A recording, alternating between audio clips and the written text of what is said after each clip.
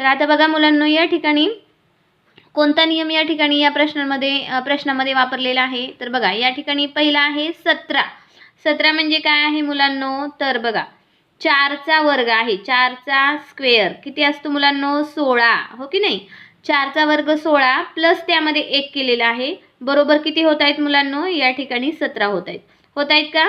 बरोबर 16 अधिक 1 17, या ठिकाणी आपल्याला 17 असा ऑप्शन या ठिकाणी मिळत आहे. त्यानंतर दुसरं ऑप्शन आहे 37. ओके, 37ला सुद्धा काय होतंय मुलांनो? बघा, 37 सुद्धा 6चा वर्ग आहे, हो की नाही? 6चा वर्ग अधिक 1 केलेला आहे.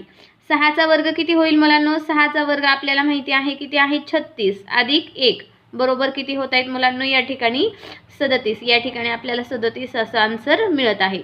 आणि त्यानंतर 10 ही संख्या आहे मुलांनो. मग 10 कशाचा? बघा बरं, लगेच आता तुम्हाला या ठिकाणी कळत असेल